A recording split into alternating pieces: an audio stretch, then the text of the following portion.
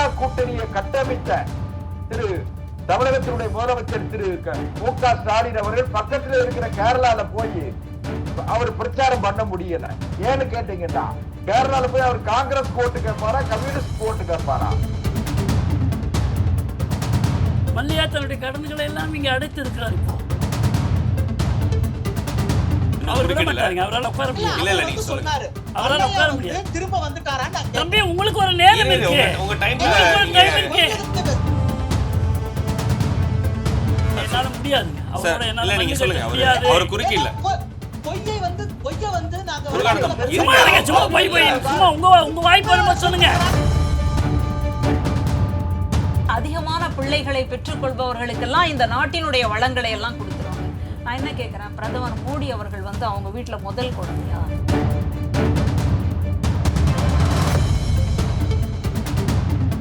ஜீ Tamil news நேயர்களுக்கு வணக்கம். விவாத மதம் நிகழ்ச்சிக்கு உங்களை வரவேற்கிறேன். பொது தேர்தல் 7 கட்டங்களாக நடைபெற்று வருகிறது. 3 கட்ட தேர்தல் நிறைவு பெற்றிருக்கிறது. வெற்றி யார் பக்கம் என்பதில் பெரும் போட்டி நிலவுகிறது. இந்தியா முழுவதும் ஒவ்வொருத்தரும் ஒவ்வொரு கட்சியும் தங்களால் முடிந்த அளவுக்கு தங்களுடைய வேட்பாளர்களை முனைப்புப்படுத்தி மக்களை சந்தித்து வாக்குகள் கேட்டு வருகிறார்கள். மக்களும் மிகுந்த ஆர்வத்துடன் வாக்களித்து வருகிறார்கள். சில இடங்களில் வாக்குப்பதிவு குறைவாக இருந்தாலும் வாக்களிப்பதில் மக்கள் ஆர்வம் காட்டி வருகிறார்கள். மக்களுடைய முடிவு யாருக்காக காத்திருக்கிறது, மக்கள் வெற்றி மகுடத்தை யாருக்கு சூட்டப் போகிறார்கள் என்பதுதான் நாம் அனைவரும் எதிர்பார்த்து கொண்டிருக்கக்கூடிய ஒரு விஷயம். மீண்டும் பாஜக தன்னுடைய ஆட்சியை தொடரப்போகிறதா அல்லது இந்தியா கூட்டணி ஆட்சி அமைக்கப் போகிறதா என்ற கேள்வி பரவலாக எழுந்து வருகிறது. ஒவ்வொரு கட்டமாக தேர்தல் முடிய நாமும் இது தொடர்பாக பேசி வருகிறோம். இதற்கு இடையிலேயே இந்த தேர்தலுக்கான பிரச்சாரங்களில் பேசக்கூடிய பேச்சு முக்கியத்துவம் பெறுகிறது. அது பல முக்கிய தலைவர்கள் அவர்களுடைய பேச்சுக்களை பேசுகிறார்கள். அந்த இடத்திலும் சில சர்ச்சைக்குள்ளான பேச்சுகள் வெளிப்படுகிறது. அது தொடர்பாகத்தான் நாம் பேசி கொண்டிருக்கிறோம். குறிப்பாக பிரதமர் மோடி பேசக்கூடிய விஷயங்களை சர்ச்சையாக்குகிறார்கள். அது தொடர்பாக நாம் நிறைய விவாதித்திருக்கிறோம். இன்றைய விவாத மன்றத்தினுடைய தலைப்பும் அதை ஒட்டித்தான் அமைய இருக்கிறது. இஸ்லாமியரை பகடை காயாக்கும் இந்தியா கூட்டணி, பிரதமரின் குற்றச்சாட்டு பாசமா பதட்டமா என்ற தலைப்பில் தான் அமைய இருக்கிறது. காங்கிரஸ் கட்சியும் இந்தியா கூட்டணியும் தங்களை பகடை காயாய் பயன்படுத்துவதை இஸ்லாமியர்கள் இப்போது புரிந்து கொண்டிருக்கிறார்கள் என்று பிரதமர் மோடி தன்னுடைய கருத்தை பதிவு செய்திருக்கிறார். அது மட்டுமல்லாமல் இஸ்லாமியர்கள் ஏற்கனவே உங்களுடைய சொத்துக்கள் பகிர்ந்தளிக்கப்படும் அப்படின்னு சொல்லி ஒரு சர்ச்சைக்குரிய உண்டான பேச்சு ஒன்று வெளிப்பட்டுச்சு. இது தொடர்பாக நம்ம நிறைய விமர்சனம் பண்ணியிருந்தோம். இந்த 2 பேச்சுக்கும் இடையில ஒரு பெரிய முரண் இருக்கிறதா விமர்சகர்கள் கருதுறாங்க. நம்மோடு இன்றைய விவாத மன்றத்தில் 4 சிறப்பு விருந்தினர்கள் இணைகிறார்கள். முதலாவதாக அரங்கத்திலிருந்து வலதுசாரி ஆதரவாளர் திரு நித்யானந்தம் அவர்கள், பேராசிரியர் மஞ்சுளா அவர்கள் அரசியல் விமர்சகர், காங்கிரஸ் கட்சியிலிருந்து முருகானந்தம் இணைய இருக்கிறார். அதே போல பாஜகவிலிருந்து திரு செல்வம் அவர்கள் இணைந்திருக்கிறார். விருந்தினர்கள் அனைவருக்கும் வணக்கம். வணக்கம் சார். முதல்ல செல்வம் சார், உங்கள்கிட்ட ஆரம்பிக்கிறோம். பிரதமர் அவருடைய கூற்று முரணா இருக்கிற மாதிரி நீங்க கருதுறீங்களா, இல்ல பிரதமர் என்ன மைண்ட் செட்ல இதெல்லாம் பேசுறாரு?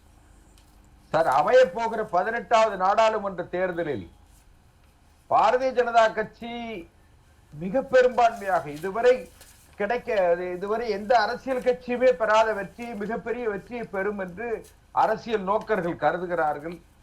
இதை மற்ற கட்சிகளால பொறுத்துக்கிட முடியல. இன்னும் கூட நீங்க அருமையான தலைப்பு வச்சிருக்கீங்க, இஸ்லாமியரை பகடைக்காய் ஆக்கும் இந்தியா கூட்டணின்னு சொல்லி அருமையான தலைப்பு. ஏன்னு கேட்டீங்கன்னா அவர் சொன்னது அதான் சிறுபான்மை மக்கள் இன்றைக்கு பாரதிய ஜனதா கட்சியை, அதிலும் குறிப்பாக நம்முடைய மாண்புமிகு பிரதமர் நரேந்திர மோடி அவர்களை மிகவும் மதிக்கிறார்கள், கொண்டாடுகிறார்கள். காரணம் என்னன்னு கேட்டீங்கன்னா, முத்தலாக் சட்டம், இஸ்லாமிய பெண்கள் மிகவும் பாதுகாப்பற்ற வாழ்க்கை வாழ்ந்து வந்த இஸ்லாமிய பெண்களுக்கு முத்தலாக் சட்டம் நிறைவேறிய பிறகு அந்த பெண்கள் மிகவும் பாதுகாப்பான வாழ்க்கையை உணர்கிறார்கள்.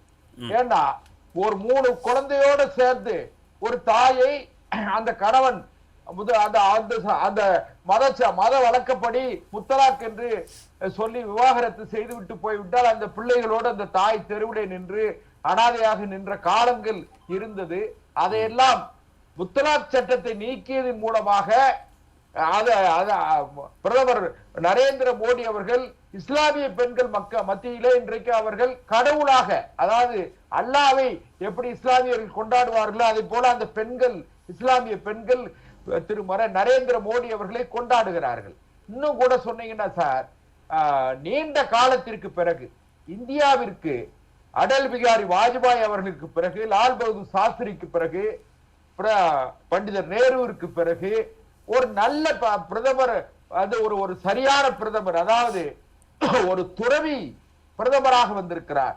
அதாவது விஸ்வகுருன்னு சொல்ற பாருங்க. அது போக அதாவது இந்தியாவை நேசிக்கக்கூடிய இந்தியாவுடைய பிதாமகராக பிரதமர் நரேந்திர மோடி அவர்களை மக்கள் பார்க்கிறார்கள், அனைத்து சமூக மக்களும் பார்க்கிறார்கள். ஆகையினால இதை இவர்களால் பொறுத்து கொள்ள முடியல. இன்னும் சொல்ல போனீங்கன்னா இந்தியா கூட்டணின்னு ஒரு கூட்டணி இருப்பதாகவே நான் கருதல. என்னுடைய கருத்து என்னன்னா, தமிழ்நாட்டில் திராவிட முன்னேற்ற கழகம், காங்கிரஸ், பொது உடைமை கட்சிகள் எல்லாம் கூட்டணியில் இருக்காங்க. இன்றைக்கு இந்த இந்தியா கூட்டணியை கட்டமைத்த திரு தமிழகத்தினுடைய முதலமைச்சர் திரு மு.க. ஸ்டாலின் அவர்கள் பக்கத்துல இருக்கிற கேரளால போய் அவர் பிரச்சாரம் பண்ண முடியல. ஏன்னு கேட்டீங்கன்னா, கேரளால போய் அவர் காங்கிரஸ் ஓட்டு கேட்பாரா, கம்யூனிஸ்ட் ஓட்டு கேட்பாரா? சரி விட்டுருங்க. வெஸ்ட் பெங்கால்ல போய், மேற்கு வங்காளத்துல போய் மரியாதைக்குரிய அம்மையார் மம்தா பானர்ஜிக்கு ஓட்டு கேட்பாரா, கம்யூனிஸ்டுக்கு ஓட்டு கேட்பாரா, காங்கிரஸுக்கு ஓட்டு கேட்பாரா? இப்படி முரண்பட்ட, இன்னும் சொல்ல போனீங்கன்னா ஒட்டு கூட்டணி என்பதை விட ஒரு பெவிக்கால் கூட்டணி தான் இந்தியா கூட்டணியை தவிர அது கொள்கை கூட்டணி கிடையாது. அதனால பாரதிய ஜனதா கட்சியை பொறுத்தவரையில இவர்கள் எல்லாம் ஒரு பொருட்டு இல்லை. பாரதிய ஜனதா கட்சி ஜனநாயகத்துல மக்கள் தான் எஜமானர்கள், நான் அதை மறுக்கல. ஜனநாயகம் என்பது right to differ, right to criticise என்று சொல்லுவார்கள். அதாவது வேறுபடுவதற்கும் விமர்சிப்பதற்குமான உரிமை ஜனநாயகத்துல எல்லாருக்கும் இருக்கு. அதே நேரத்துல அர்த்தமற்ற விமர்சனம், மோசமான கடுமையான விமர்சனங்களை எல்லாம் புறந்தள்ளிவிட்டு இன்றைக்கு பிரதமர் நரேந்திர மோடி அவர்கள் உலக அளவில் ஒரு மிகப்பெரிய தலைவர்களில் ஒருவராக பார்க்கப்படுகிறார். உலகத்திலேயே மிக முக்கியமான தலைவர், 4-5 தலைவர்களில் ஒருவராக பார்க்கப்படுகிறார். இந்தியாவினுடைய மரியாதையை உலக அளவில் உயர்த்தி பிடித்திருக்கிற உயர்ந்த தலைவர். இன்னும் சொல்ல போனீங்கன்னா, இப்படிப்பட்ட தலைவர் இருந்தால் மட்டுமே இந்தியா பாதுகாப்பாக இருக்கும் என்று மக்கள் பார்த்து, இப்ப பிரதமரை பார்த்து இந்தியா கூட்டணியில இருக்கிறவங்க பயப்படுறாங்க, அதனால இஸ்லாமியர்களை பகடைக்காயா ஆக்குறாங்க அப்படின்னு நீங்க சொல்றீங்களா? சந்தேகமே இல்லாம இஸ்லாமியர்களை மட்டுமல்ல, சிறுபான்மை மக்கள் அனைவருமே பிரதமர் நரேந்திர மோடி அவர்களை நம்முடைய தலைவராக, நம்முடைய நாட்டிற்கு தேவையான தலைவராக உணர்கிறார்கள். ஏன்னு கேட்டா, பிரதமர் நரேந்திர மோடி அவர்கள் ஆட்சி அதிகாரத்திற்கு வந்து 10 வருஷம் ஆச்சு. அவர் மேல யாராவது ஒருவர் விரல் நீட்டி குறை சொல்ல முடியாது. அதனால இன்னைக்கு இந்தியா கூட்டணியில பாத்தீங்கன்னு சொன்னா, மரியாதைக்குரிய அரவிந்த் கெஜ்ரிவால் சிறையில இருக்காரு. யார்? முதலமைச்சர், டெல்லி முதலமைச்சர், தலைநகரத்தோட முதலமைச்சர் அரவிந்த் கெஜ்ரிவால், ஆம் ஆத்மி கட்சியோட தலைவர், இந்தியா கூட்டணி தலைவர் சிறையில இருக்கார். ஹேமந்த் சோரன் ஜார்க்கண்ட் முதலமைச்சர் சிறையில இருக்கார். இன்னும் தமிழகத்தில் இருக்கிற திமுக முன்னாள் அமைச்சர்கள் எல்லாம் வழக்கில் முன்னாள் அவர்களுடைய செல்வாக்கை பயன்படுத்தி விடுதலை பெற்ற வழக்குகள்ல உள்ள இருக்காங்க, ஜெயிலு வழக்குகளை சந்தித்துக் கொண்டிருக்கிறார்கள். ஆக சிக்கல் நிறைந்த அந்த கூட்டணி, அது இயல்பாவே அவங்களுக்கு ஒரு பயம் வரும்ல.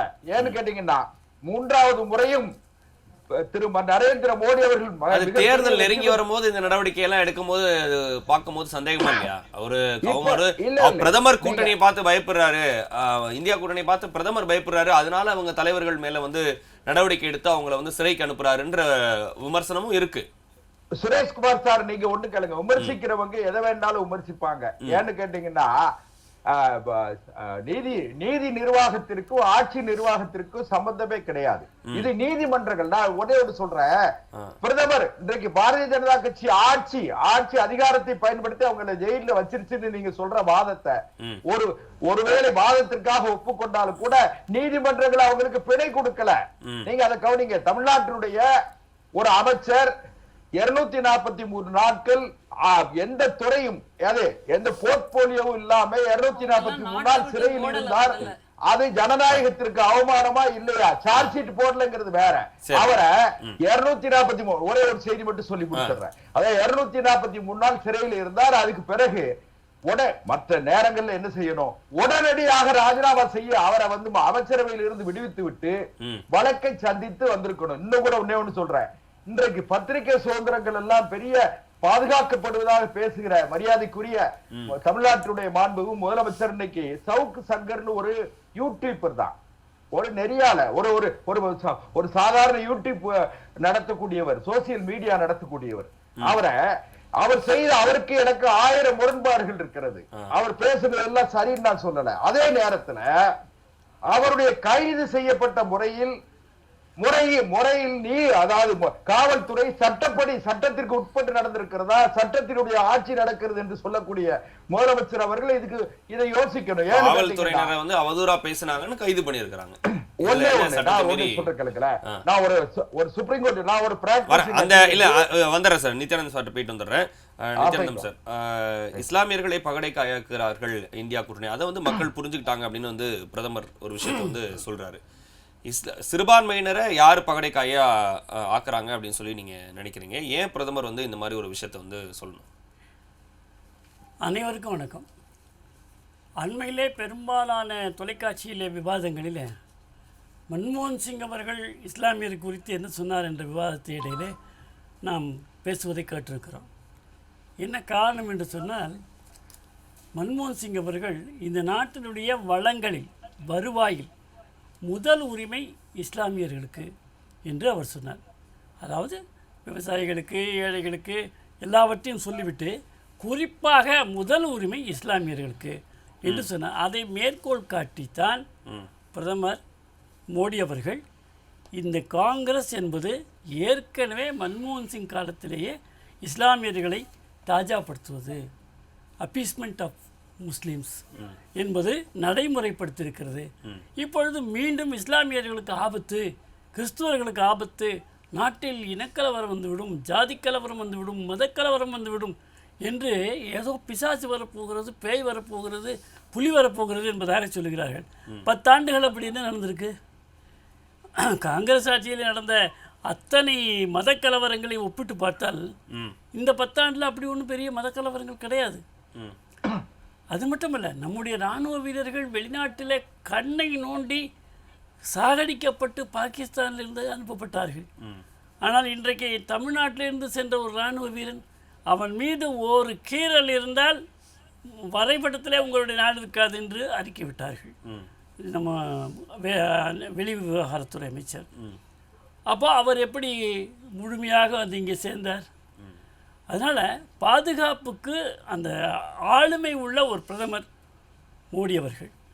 சரி, அவருடைய அணுகுமுறை எப்படி இருக்கிறது என்று சொன்னால், அவர் வந்தவுடனேயே சுதந்திர கொடியை ஏற்றி வைக்கின்ற பொழுது செங்கோட்டையில் அவர் சொல்லுகிறார், பெண்கள், குறிப்பாக கர்ப்பிணி பெண்கள், இவர்களெல்லாம் இருட்டுவதற்குள்ளாக தங்களுடைய இயற்கை உபாதைகளை செலுத்த வேண்டும், இல்லை என்றால் இருட்டிய பிறகுதான் செல்ல முடியும், அதுவரை அவர்கள் பிரசவ வேதனையை எல்லா பெண்களும் பெற்றாக வேண்டும் என்று தெளிவாக புரிந்த காரணத்தினால, எளிமையான குடும்பத்திலே எளிமையாக வளர்க்கப்பட்ட காரணத்தினால அந்த அந்த ஒரு நெருக்கடியை புரிந்து கொண்டு முதலிலே ஒவ்வொரு வீட்டிற்கும் கழிப்பறை என்று சொன்னார். கழிப்பறை என்று சொல்கின்ற பொழுது ஒரு பிரதமர் சுதந்திர கொடி ஏற்றி வச்சு கழிப்பறை பற்றி பேசுகிறார். அப்படின்னு நாங்கள் காங்கிரஸ், திமுக எல்லாரும் ஏளனம் செய்தார்கள். இன்றைக்கு உலகம் போற்றுகிறது. சுகாதாரத்தில் அதன் காரணமாக முன்னேற்றம் கண்டிருக்கிறது இந்தியா. உலகம் செல்லுகிறது, எல்லோரும் ஏற்றுக்கொள்கிறோம். அந்த மாதிரி ஒரு சாதாரண விஷயம், கோவிட் வந்தது. கோவிட் நோயால் பாதிக்கப்பட்டவர்களுக்கு ஊசி 8 ஆண்டுகளாக ஒரு ஊசி தயாரிக்கணும், அதுக்கப்புறம் அதுக்கு பரிசோதனை செய்யணும், எல்லாம் பண்ணணும். ஆனால் ஒரு ஆண்டுக்குள்ளாக, அதாவது 10 மாதத்துக்குள்ளாக அந்த ஊசியினுடைய தரத்தை உயர்த்தி அதை பரிசோதனை செய்துவிட்டு மக்களுக்கு, இந்தியாவிலே மட்டுமல்ல உலகம் முழுவதும் உள்ள மக்களை, உயிர்களை காப்பாற்றினார் என்று உலகத் தலைவர்கள் சொல்கிறார்கள். அவர் காலிலே விழக்கூடிய நாட்டினுடைய தலைவர்களை பார்த்திருக்கிறோம். எங்களை எல்லாம் நீங்கள் உயிர் பிச்சை கொடுத்து காப்பாற்றினீர்கள் என்று சொல்லி அதை அவர் செய்திருக்கிறார். அதுபோலத்தான் உணவுக்கு யாரும் எந்த ஒரு பிரச்சனையும் ஏழைகளுக்கு வந்துவிடக்கூடாது என்பதற்காக இன்று வரை, அன்று துவங்கிய அந்த இலவச அந்த உணவு பங்கீட்டு அட்டை ரேஷன் கார்டில் இன்று வரை இலவசமாக கொடுக்கப்படுகிறது. அதனால் தேர்தல் நேரத்தில் கொடுக்கல, கோவிட் காலத்திலேருந்தே கொடுக்கப்படுகிறது. இல்லை, அவருக்கு ஒரு விஷயம் குறிப்பிட்டிருந்தாரு, தலைவர்கள் எல்லாம் வந்து சிறைக்கு செல்றாங்க அப்படின்னு சொல்லி. அதை நான் என்ன ரைஸ் பண்ணியிருந்தேன்னா, தேர்தல் நேரத்தில் வந்து இந்த மாதிரி நடவடிக்கை எடுக்கும் போது அது வந்து இந்தியா கூட்டணி குறித்து பிரதமர் பயப்பட்டு அதை பண்றாரோ அப்படின்ற ஒரு விமர்சனமும் இருக்குல்ல, அதையும் சொல்றேன். இன்னைக்கு இப்போ வந்து பிரதமர் இதெல்லாம் பண்ணியிருக்கிறாரு, இதெல்லாம் சரி. மற்ற சில விஷயங்கள், இப்போ மணிப்பூர் விஷயங்கள் எடுத்துக்கிட்டா அவங்க மேலே அதுக்கு ஒரு விமர்சனம் இருக்குது. இப்போ பிரஜ்வல் ரேவண்ணா கேஸில் வந்து விமர்சனம் இருக்குது. பிரஜ்வல் ரேவண்ணா பற்றி அது எனக்கும் அதுக்கும் சம்மந்தம் இல்லை, அது மாநில அரசு பார்த்துக்கிட்டோம் அப்படின்னு ஒரு விஷயத்த குறிப்பிட்றாரு. பெண்கள் பற்றி இவ்வளோ கேர்டேக்கராக இருக்கும் போது உடனே அவரை ஜெர்மனிலேருந்து தூக்கிட்டு வரதுக்கு எவ்வளோ நேரம் ஆகிருப்பது?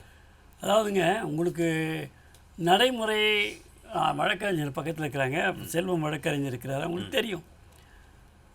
ரேவண்ணா விஷயத்தை பொறுத்தவரையில் அது கர்நாடகத்தினுடைய சட்டம் ஒழுங்கு பிரச்சனை. அதில் தலையிட்டால் ஏற்கனவே இங்கே திராவிட முன்னேற்ற கழகம் போன்ற கட்சிகள் மாநில உரிமைகளை தலையிடுகிறது என்று தான் சொல்லிக் கொண்டிருக்கிறார்கள். இல்லை, இது ஒரு மக்கள் பிரச்சனையா தெரியல. நான் வரேன், எனக்கு சொல்ல அனுமதி கொடுங்க.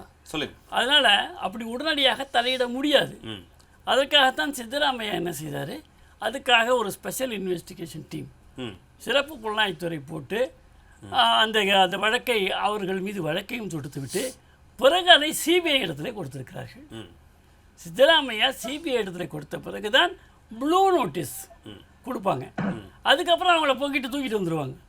இதில் எந்த சந்தேகமும் வேண்டாம். இது வரைக்கும் இந்திய நாட்டினுடைய வளங்களை எல்லாம் வங்கிகளில் எடுத்துக்கொண்டு சிதம்பரம் ஒரு ஃபோனில் முடித்தவர், அதையெல்லாம் எடுத்துக்கிட்டு வெளிநாட்டுக்கு ஓடி போனவங்கன்னா பிடிச்சி கொண்டு வந்து ஒரு எடுத்துக்காட்டுக்கு மல்லையா சொல்கிறேன், மல்லையா தன்னுடைய கடன்களை எல்லாம் இங்கே அடைத்து இருக்கிறார். இப்போ இல்ல மல்லையா வந்துட்டாரா? இல்ல, கடன்கள் ஐயா குறுக்கிடாதீங்க. கொஞ்சம் பாயிண்ட்ஸ் நிறைய இருக்கு உங்கள்ட்ட. தம்பி, எங்க கருத்து முதல் சுற்றுல போற போக்குல மல்லையா வந்துட்டாருன்னு கூட இல்ல முதல் சுற்றுல முடிச்சிட்டு வந்துட்டோம். இல்ல, தவறு. ஜனநாயகத்துக்கு ரொம்ப விரோதமான உங்க கட்சி, நீங்களும் அப்படி இருக்காதீங்க. இல்ல அவர் பேசி வந்துட்டோம். முருகானந்தம் ஒரு நிமிஷம். போய் பேசுறது ஜனநாயகம் கிடையாது. இல்ல அவர் முடிச்சிட்டோம். அவர் முடிச்சிட்டோம். வணக்கம். போய் பேசுற லைசென்ஸ்க்கு நீங்க சொல்லுங்க. முருகானந்தம் ஒரு நிமிஷம். இல்ல நீங்க சொல்லுங்க. இல்ல நீங்க சொல்லுங்க. அவர் இன்னும் குறுக்கிடல. அவரால உட்கார முடியாது. இல்ல நீங்க சொல்லுங்க. அவரால உட்கார முடியாது. திரும்ப வந்துட்டாரான்னு தம்பி, உங்களுக்கு ஒரு நேரம் இருக்கு. உங்க டைம்ல முருகானந்தம் ஒரு நிமிஷம். அவர் பேசி முடிச்சிட்டா நீங்க பதில் சொல்லுங்க. அது பேயலாம், அப்பதான் எல்லாரும் கேட்க முடியும். என்னால முடியாதுங்க. அவரோட என்னால இல்ல நீங்க சொல்லுங்க. அவர் குறுக்கிடல. பொய்யை வந்து நாங்க சும்மா உங்க வாய்ப்பு வருமா சொல்லுங்க. இல்ல பேச விடாம தடுத்து பொய்ங்கிறீங்க. அராஜக பேர்வழி, பாசிச பேர்வழிகள். நீங்க எமர்ஜென்சியை கொண்டு வந்து அடக்குமுறை ஆண்டவங்க பாசிசவாதிகள் பேசுவதற்கு கூட அனுமதி கிடையாது. ஒரே நிமிஷம். அவர் பேசி முடிச்சு நீங்க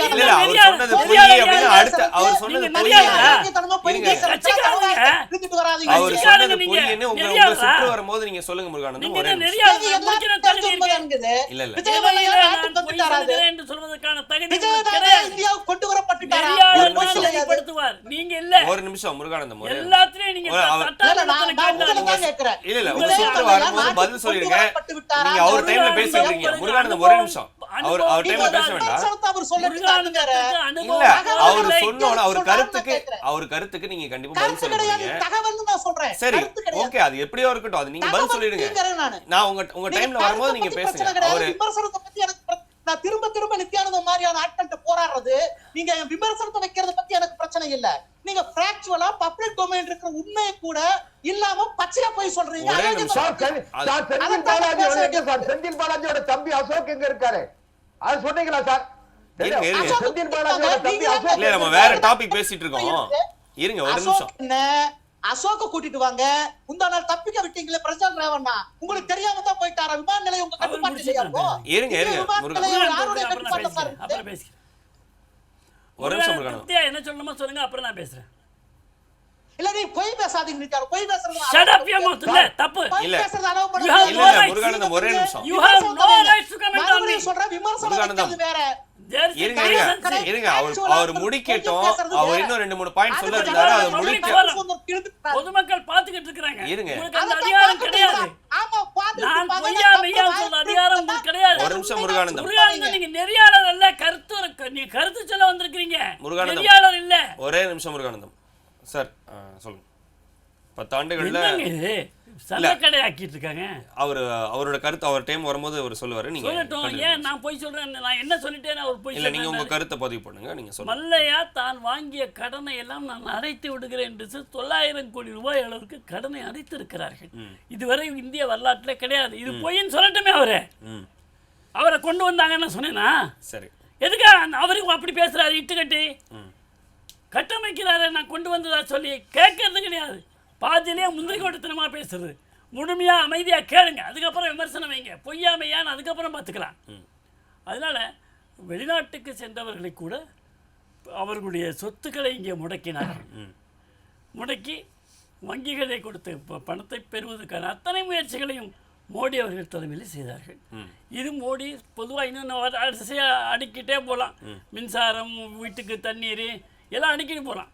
ஆனால் இஸ்லாமியர்கள் நீங்கள் குறிப்பிட்ட தலைப்பில் வந்த மாதிரி நீங்கள் என்ன கொடுத்துருக்கீங்க? பாசமா பதட்டமானு கேட்டிருக்கீங்க. பாசமுன்னு தனிப்பட்ட முறையில் இல்லை, பதட்டம் அவருக்கு என்னைக்கே இருந்ததில்லை. ஆனால் அக்கறை இருக்கிறது. என்ன மாதிரி அக்கறை? இஸ்லாமியராக இருக்கிறார்களே, கிறிஸ்துவர்களாக இருக்கிறார்களே என்ற அக்கறை இல்லை. அந்த அக்கறை அவருக்கு தேவையும் இல்லை, எங்களுக்கு தேவையும் இல்லை. இந்தியனாக இருக்கிறானே, இந்தியன் கொடுமைப்படுத்தப்படுகிறானே, இந்தியன் வஞ்சிக்கப்படுகிறானே, இந்தியன் இப்படி துன்பப்படுகிறானே என்ற அக்கறை. அது எந்த மதமான மதத்திற்கு அப்பாற்பட்டு மனித நேயத்தோடு பார்க்கிறார். அந்த மனித நேயத்தில் இஸ்லாமியர்களும் இருக்கிறார்கள், இந்துக்களும் இருக்கிறார்கள், ஜெயினர்களும் இருக்கிறார்கள், கிறிஸ்துவர்களும் இருக்கிறார்கள், எல்லாரும் இருக்கிறாங்க. உடனடி முத்தாலாக்கை பற்றி குறிப்பிட்டார். அந்த பெண்கள் மீது அவருக்கு என்ன அவ்வளோ அக்கறை? அவர்களுடைய உரிமை காக்கப்படும். அவர் சொன்ன ஒரு 3 பிள்ளையோட தெருவில் என்ற விஷயம் நம்ம உச்சநீதிமன்றம் தீர்ப்பளித்தது. ஷாபான் வழக்கது தீர்ப்பளித்தது. ஆனால் அந்த வழக்கினுடைய தீர்ப்பையே பாராளுமன்றத்தை கூட்டி ராஜீவ்காந்தி அவர்கள் நல்லிஃபை பண்ணார். அந்த தீர்ப்பு இல்லை, பாராளுமன்றம் அதை ஒற்றுக்கொள்ளாது என்று சொல்லிவிட்டது. இப்படி செய்ய மாட்டார் மோடி. மோடி இப்படி செய்ய மாட்டார். வஞ்சிக்கப்பட்ட பெண்ணுக்கு வாழ்க்கை கொடுக்க வேண்டும், வஞ்சிக்கப்பட்ட பெண்ணுக்கு நிதி கொடுக்க வேண்டும், மெயின்டெனன்ஸ் கொடுக்கணும். அந்த மாதிரியாக அக்கறை இருக்கக்கூடியவர். இஸ்லாமியர் என்பதற்காக அல்ல. எப்படி உடனடி முத்தலாக்கைத்தான் தடை செய்திருக்கார், அதையும் குறிப்பிடுத்துக்கங்க. இஸ்லாமிய நம்பிக்கைகளிலே தலையிடவில்லை. அங்கே முத்தலாக்கு இருக்கிறது, இன்னமும் இருக்கிறது. சரி. ஆனால் உடனடி முத்தலாக்கு இருக்கு பார்த்தீங்களா, அதை தடை செய்திருக்கிறார். நீங்கள் எப்படி நீதிமன்றத்துக்கு சென்றால் ஒரு 6 மாதம் நம்ம வந்து விவாகரத்துக்காக போகிறோமோ, அப்பொழுது 6 மாதம் நேரம் கொடுத்து பிறகு வாருங்கள் என்று நீதிபதி சொல்கிறார் அல்லவா? அப்படித்தான் முத்தலாக்கிலையும் அவங்களுடைய குரானில் சொல்லப்பட்டிருக்கு. அதை மீறி இவர்கள் இப்படி செய்தார்கள். அதை மோடி அவர்கள் இல்லை, குரானில் அப்படி சொல்லப்படவில்லை, உடனடி முத்தலாக். இது எந்த பாயிண்ட்ல வந்து இந்தியா கூட்டணி வந்து பகடை காயா ஆக்குறாங்க அப்படின்றத அவர் சொல்றாரு. இந்தியா கூட்டணி பகடை என்று சொன்னால் தமிழ்நாட்டில் திராவிட முன்னேற்ற கழகம் எடுத்துக்கோங்க. சிறுபான்மையிற்காகவே நாங்கள் இருக்கிறோம் சொல்கிறாங்களா இல்லையா? ஒரு நாளுக்கு மூச்சுக்கு 30 தடவை சொல்கிறாங்க. இந்தியாவில் முழுக்க பார்த்தீங்கன்னா காங்கிரஸ் ஒரு நாளுக்கு மூச்சுக்கு 30 சொல்லுங்க. மோடி மதவாதி அப்படின்றாங்க. மனிதவாதியாக எல்லோரையும் பார்ப்பவர் மதவாதி ஆகி விடுகிறார். பெரும்பான்மையாக மக்கள் இருந்தாலும் கூட சிறுபான்மையினுடைய ஒட்டுமொத்த வாக்குகள் ஒன்றாக கிடைக்க வேண்டும், அதை அப்படியே பைக்குள் போட்டுக்கொள்ள வேண்டும் என்பதற்காக அவர்களை ஏமாற்றி கொண்டு வந்தார்கள் இத்தனை நாட்கள். இன்று அவர்கள் வெளிப்படைந்து விட்டார்கள்.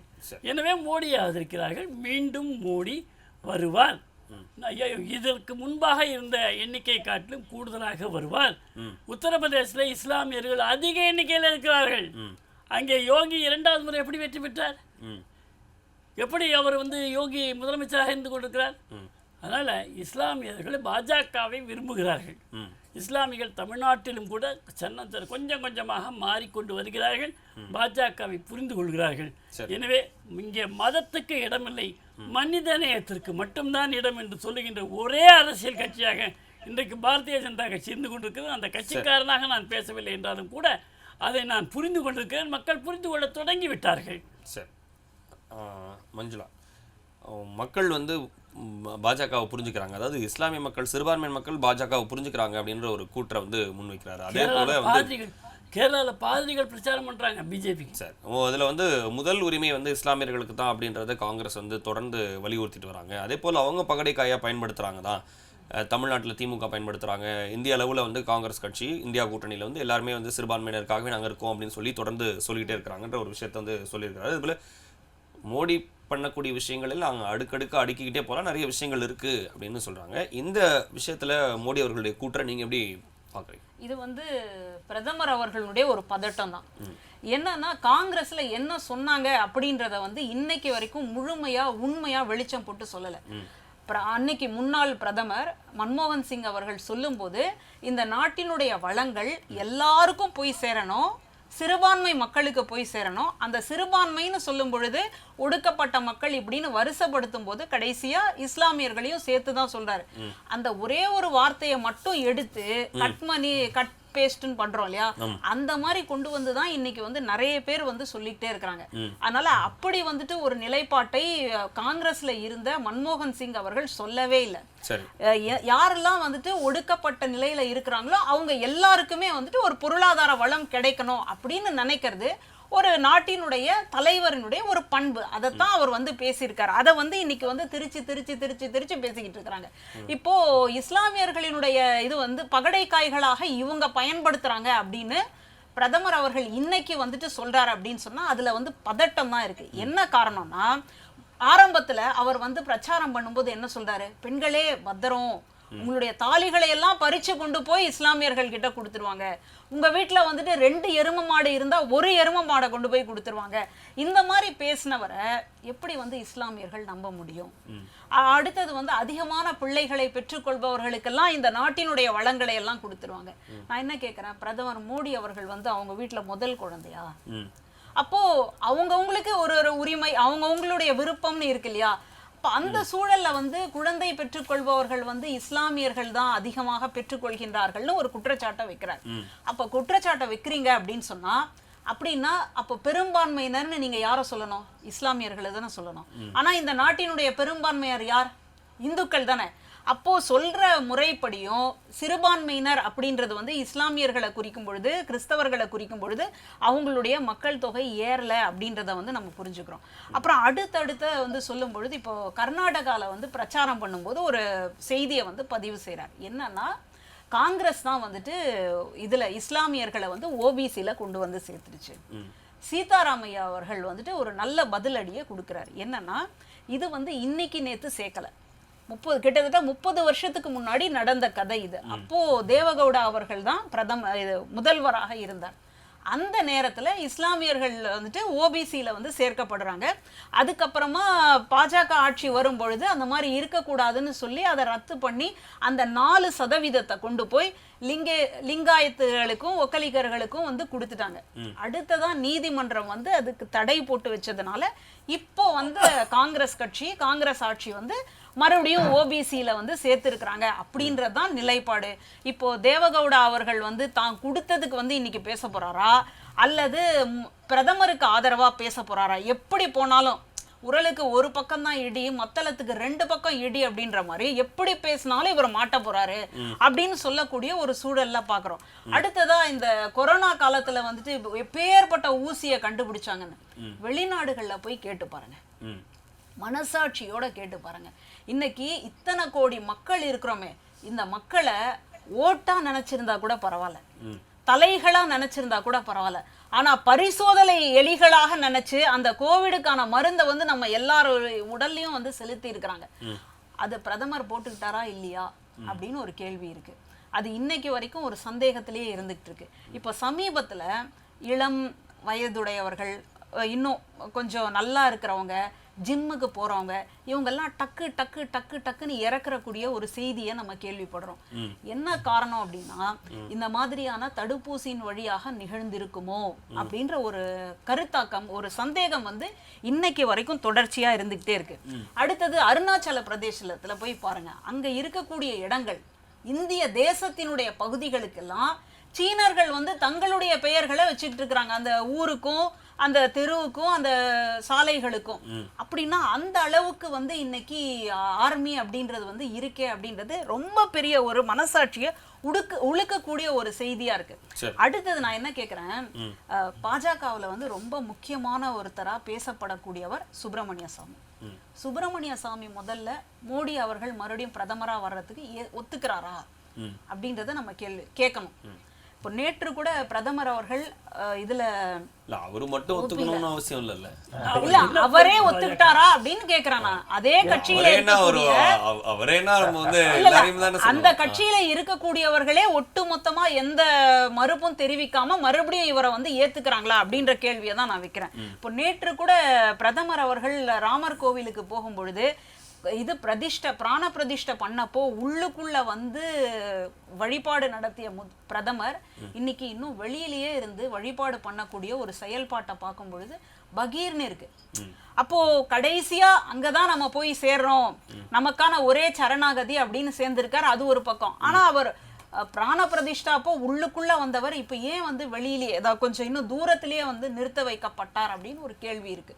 அப்போ இவங்க வந்துட்டு மறுபடியும் பாத்தீங்கன்னா ஒரு சர்வாதிகாரத்தனத்துக்கு வந்துட்டு எடுத்துட்டு வந்து கொடுக்குறாங்க. அப்புறம் ஐயா அவர்கள் கேட்கும்போது ஒரு கேள்வி எல்லாம் வச்சாங்க, கேரளாவுல போகும்போது எப்படி வந்து பிரச்சாரம் பண்ணுவாங்க, மேற்கு வங்கத்துல போகும்போது எப்படி பிரச்சாரம் பண்ணுவாங்க. இப்போ இந்தியா கூட்டணியினுடைய கொள்கை என்ன அப்படின்னா பாசிசத்தை வீழ்த்துவதுதான். மற்றபடி நான் தான் வந்து பிரதமரா வரப்போறேன், எனக்கு தான் வந்து நான் தான் வெற்றி பெறணும் அப்படின்றது இல்லாம பாசிசம், சர்வாதிகாரம், அடுத்தது வந்து இந்த இந்துத்துவா அந்த வெறி அப்படின்னு இருக்கக்கூடியதை வந்து எடுத்துடணும் அப்படின்றதுக்காக ஒண்ணு சேர்ந்த அந்த கொள்கை ரீதியில இருக்காங்க. அதனால அவங்க இப்போ கேரளாவாகட்டும் அல்லது மேற்கு வங்கமாகட்டும் வேற கட்சியில அங்க வந்து இந்தியா கூட்டணிக்கு வாய்ப்பு இல்லை அப்படின்னு சொன்னாலும் அவங்களுடைய ஒற்றை இலக்கு என்னன்னா பாசிசத்தை எதிர்ப்பதுதான். அதனால அந்த ரீதியில அவங்க எல்லாருமே ஒண்ணு சேர்ந்து இருக்கிறாங்க அப்படின்னு புரிஞ்சுக்கிறோம். அடுத்தது வெளிநாடுகள்ல எல்லாம் மிகப்பெரிய ஆதரவு இருக்கு முதல்வருக்கு அப்படின்னு சொன்னாங்க. ஆமா இருக்கு. அப்புறம் மன்னிக்கணும் பிரதமர் அவர்களுக்கு. அப்படின்னா அப்போ எலான் மாஸ்க் வந்து இங்க இந்தியாவுக்கு வர்றதா வந்து சொன்னாங்க, செய்திகள்லாம் அப்படிதான் சொல்லுச்சு. ஆனா பார்த்தா திடீர்னு இந்தியாவுக்கு வரல, அப்படியே சீனாவுக்கு போயிட்டதா பேசுறாங்க. அதுல என்ன உள்ள அர்த்தம் இருக்கும் அப்படின்றத நம்ம வந்து யோசிச்சு பார்க்கணும். இப்படி பல்வேறு நிலைகள்ல பார்த்தா நமக்கு மிகப்பெரிய ஒரு ஏமாற்றம் அப்படின்றது இருக்கு. அதனால இது எல்லாமே தெரியக்கூடாது அப்படின்றதுக்காக மறுபடியும் வந்துட்டு பிரதமர் என்ன சொல்றாரு அப்படின்னு சொன்னா, இஸ்லாமியர்களை வந்துட்டு இந்தியா கூட்டணி காங்கிரஸ் வந்து பகடை காய்களாக பயன்படுத்துது. உண்மையிலேயே இவர்களுக்கு இஸ்லாமியர்கள் மேல சிறுபான்மையர் மேல ஒரு அன்பு ஆதரவு இருந்திருந்தா அவர்களுடைய பிரச்சாரத்தின் பொழுது என்ன பேசி இருக்கணும். தாலிகளை எல்லாம் பறிச்சு கொண்டு போய் இந்துக்களினுடைய தாலிகளை பறிச்சு கொண்டு போய் இஸ்லாமியர்கள் கிட்ட கொடுத்துருவோம்னு பேசுவாங்களா? பேசின அடுத்த நிலைப்பாடுல என்ன பேசுறாங்க அப்படின்னா, நீங்க வந்துட்டு புனித பயணம் போறதுக்கெல்லாம் நாங்க வந்து ஏற்பாடு செஞ்சு தரோம் அப்படின்னு மறுபடியும் இன்னொரு பல்ட்டி அடிக்கிறாங்க. அப்புறம் பார்த்தா இன்னைக்கு என்னடான்னா உங்களை வந்து பகடை காய்களா பயன்படுத்துறாங்களே அப்படின்னு சொல்லி மறுபடியும் இன்னொரு பல்ட்டி அடிக்கிறாங்க. அதனால பிரதமர் அவர்களுக்கு இந்த வெயிலின் தாக்கத்தாலும் இத்தனை வருஷமா ஒரு நாற்காலியில நம்ம இருந்தோமே அந்த நாற்காலி பறி போகுதே அப்படின்ற அந்த ஒரு வருத்தத்தினாலும் இன்னைக்கு இந்த மாதிரி பேசுறாரு. அதனால அவருக்கு முழுக்க பதட்டம் தான் இருக்கே தவிர பாசம் இருக்கிற மாதிரி எனக்கு தெரியல. சரி, வரேன். முருகானந்தம், உங்களுடைய நேரத்துக்கு வந்திருக்கிறோம். பிரதமருடைய இந்த குற்றச்சாட்டு பாசமா பதட்டமா அப்படின்றத பேசிட்டு இருக்கோம். நிறைய விஷயங்கள் நீங்க வந்து கேட்டுட்டு இருந்திருப்பீங்க, உள்வாங்கியிருப்பீங்க. முக்கியமாக இந்த 900 கோடியை வந்து அடைச்சிருக்கிறாங்க அப்படின்ற பாயிண்ட்டை வந்து ஒரு முன் வச்சிருந்தாரு. அது சம்பந்தமாக நம்ம அப்படியே தொடர்ந்து பேசலாம். ஆனால் இப்போது இந்த சிறுபான்மையினரை பகடைக்காயை இந்தியா கூட்டணி பயன்படுத்துகிறாங்க, அதை மக்கள் புரிஞ்சுக்கிட்டாங்க அப்படின்றத பிரதமர் வந்து சொல்லியிருக்கிறாரு. அதே போல் தாலிகளை பறிச்சிருவாங்கன்ற விஷயமாகட்டும், எருமை மாடு ஒன்று எடுத்துக்குவாங்கன்ற விஷயமாகட்டும், இதெல்லாம் சிறுபான்மையினரை நோக்கிய விமர்சனங்களாக தான் முன்வைக்கப்படுது. பிரச்சார யுக்திகள்லையும் அது இருக்கோ அப்படின்ற ஒரு கேள்வி எழுது. இது பாசமா பதட்டமா? அதாவது சிறுபான்மை மக்களை காங்கிரஸ் கட்சிகளோ எதிர்கட்சிகளோ வந்து பக்கடைக்காயா பயன்படுத்தும். இந்த நாட்டுக்கு கொடுக்கக்கூடிய ஒரு கொடூரமான ஒரு அவங்க வாழ்வுரிமை மறுதளிக்கப்பட்ட சமூக குழுக்களுக்கு நியாயமாக தர வேண்டிய தார்மீக ஆதரவை நம்ம தரோம். அது வந்து சிறுபான்மை, இந்த சிறுபான்மை அந்த சிறுபான்மை கிடையாது.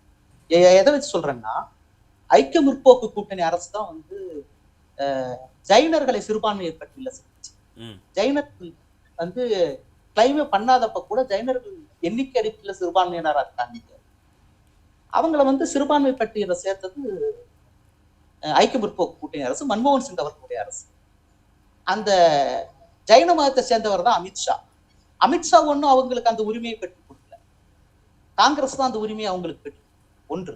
அதனால வந்து இங்க யாருக்கெல்லாம் உண்மையிலேயே வந்து எண்ணிக்கை சார்ந்து அல்லது மொழி அடிப்படையிலேயோ மத அடிப்படையிலேயோ சிறுபான்மையினராக இருக்கக்கூடிய வாழ்வுரிமைக்கான நியாயமான கோரிக்கைகளை வந்து ஏற்றுக்கிறதும், அதே நேரம் வந்து அவங்களுக்கு வாழ்வுரிமைக்கு ஏதேனும் அச்சுறுத்தல் வந்தால் அதற்கு அரணாக இருக்கிறதும் கடமை, ஒரு அரசியல் கடமை. இரண்டாவது வந்து பெரும்பான்மையான இந்துக்களை வந்து பகடைக்காய்களாக பயன்படுத்தி கொண்டிருக்க ரத்த வெறி கொண்ட கட்சி தான் பாரதிய ஜனதா. அதாவது வந்து இந்துக்களில் பெரும்பான்மையாக இருக்கக்கூடிய பிற்படுத்தப்பட்ட வகுப்பினருக்கு அவர்களுக்குரிய நியாயமான பங்கீட்டை அரசியலிலும் அதிகாரத்திலும் கல்வியிலும் வேலை வாய்ப்பிலும் வழங்க வேண்டும் என்கின்ற கோரிக்கைக்காக நாங்கள் சாதிவாரி கணக்கெடுப்பு, சமூக பொருளாதார கணக்கெடுப்பை எடுக்க வேண்டும், அதன் அடிப்படையில எல்லா சமூகங்களுக்கும் உரிய பங்கீட்டை அளிக்க வேண்டும் என்பதை தேர்தல் வாக்குறுதியாக நான் சொல்றேன். அதைத்தான் திரும்ப திரும்ப வலியுறுத்தும். ஆனா அதை வந்து நேர்மையாக எதிர்கொள்வதற்கு பாரதிய ஜனதா கட்சிக்கும் நரேந்திர மோடிக்கும் இம்மி அளவு கூட நேர்மை கிடையாது. அதனால வந்து அவங்க வழக்கம் போல அதையும் திரிச்சுதான் வந்து வெளியே பேசுனாங்க. ஆனா நாங்க என்ன சொன்னோங்கிறது ஜனங்களுக்கு சமூகத்துக்கு தெரியும், மனசாட்சி உள்ளவங்களுக்கு தெரியும். ரெண்டாவது, இந்த பெரும்பான்மை மக்களுடைய வாழ்வுரிமை சார்ந்த கோரிக்கைக்கு நியாயமாக ஒரு பதிலை, இல்ல நாங்க அதை ஏத்துக்கிறோம், ஆமா நாங்களும் சாதிவாரி கணக்கெடுப்பை நடத்துறது ஒத்துக்கிறோம் அப்படின்னு சொல்லுங்க. இல்ல சாதிவாரி கணக்கெடுப்பை நடத்துறது முடியாது, எங்களால் ஓபிசி மக்கள் ஏற்கனவே வந்து அதிகாரத்திலும் இதுலயும் வந்து நிரம்பி வழியிறாங்க, அதனால அவங்களுக்கு தர முடியாது. இந்த ரெண்டு பதில ஏதோ ஒரு பதில சொல்லணும். இல்ல இன்னைக்கு வரைக்கும் பிரதமர் பேசியிருக்கிறாரா, இந்த பாரதிய ஜனதாக்காரர்கள் பேசியிருக்கிறார்களா, அவர்கள் ஊதுகுழல்களாக இருக்கிறவர்கள் பேசியிருக்கிறார்களா? கிடையாது. ஒன்று. அப்போ இந்த பெரும்பான்மை மக்களில் இந்து மக்கள் இருக்கக்கூடிய பெரும்பான்மையராக இருக்கக்கூடிய பிற்படுத்தப்பட்ட மக்கள், தாழ்த்தப்பட்ட பட்டியலின மக்களுடைய உரிமைகளுக்கு நியாயமான பங்கீட்டை அளிக்க வேண்டும் என்கின்ற கோரிக்கைக்கு இவர்கள் வந்து மனப்பூர்வமாக ஆதரிக்கிறது. அதனால பெரும்பான்மை மக்களுடைய என்ன சொல்ற உரிமைகள்ல வந்து விருப்பம் இல்லாத ஒரு கட்சியாகத்தான் இன்றைக்கு வரைக்கும் பாரதிய ஜனதா கட்சி இருக்கு. ரெண்டாவது, இதை பத்தி பேசுறாரு. அதாவது 38 தோட்டாக்களை வந்து தன்னோட உடம்புல தாங்கி சல்லடையா வந்து விழுந்த அன்னை இந்திரா காந்தியினுடைய உயிருக்காக எனக்கு வாக்களியுங்கள்னு எந்த காலத்திலையும் ராகுல் காந்தி பேசுறது கிடையாது. தீவிரவாதத்தோட பலிபீடத்துல சிக்கி சிதறி சின்ன பின்னமான போன தந்தைக்காக வாக்களியுங்கள்னு ஒரு காலத்தையும் ராகுல் காந்தி பேசுறது கிடையாது. ஆனா புல்வாமா தாக்குதலில் பலியான ராணுவ வீரர்களுக்காக எனக்கு வாக்களியுங்கள்னு நாக்குல எச்சில் ஒழுக பேசிய ஒரே தலைவர் நரேந்திர மோடி. நாட்டில் உயிர் தியாகம் செய்த ராணுவ வீரர்கள் பெயரை சொல்லி அதிகார பசியோடு அலைந்த ஒரு தலைவர் நரேந்திர மோடி. ஒன்று, அந்த புல்வாமா தாக்குதலின் போது அவர்களுக்கு விமானம் வழங்காமல் அவர்களை தரை வழியாக அனுப்பினார்கள் என்று சத்யபால் மாலிக் அன்றைக்கு காஷ்மீருடைய ஆளுநர், ஜம்மு காஷ்மீர் ஆளுநராக இருந்த சத்யபால் மாலிக் எழுப்பிய குற்றச்சாட்டுகளுக்கு இன்னைக்கு வரைக்கும் வந்து பதிலளிக்காத, உலகத்துல இருக்கக்கூடிய வானத்துக்கு கீழ் இருக்கிற அத்தனை பத்தி வாய்கிலேயே பேசுற மோடியும் மோடியுடைய பரிவாரங்களும் இந்த நிமிஷம் வரைக்கும் பதிலளிக்க கிடையாது, மௌனமா இருக்கிறாங்க. அதுக்கு இந்த நிமிஷம் வரைக்கும் அவருடைய குற்றச்சாட்டுகளுக்கு அவங்க பதில் சொல்ல கிடையாது. அப்போ ஒரு ராணுவ வீரர்களை பலியிட்டு அதிகாரத்திற்காக நாக்கை தொங்க விட்டு அலைந்த கட்சி பாரதிய ஜனதா. இன்றைக்கு மணிப்பூர்ல 1 ஆண்டு காலமாக கலவரங்கள் வந்து ஓயவே கிடையாது. தினசரி வந்து அங்க என்ன நடந்தது மணிப்பூர்ல அப்படிங்கிறத வந்து நம்ம எல்லாருமே கண்கூட பார்த்தோம். அந்த மணிப்பூரை ஆண்டு கொண்டிருப்பது பாரதிய ஜனதா கட்சி, மத்தியில ஆண்டு கொண்டிருக்கிறது பாரதிய ஜனதா கட்சி.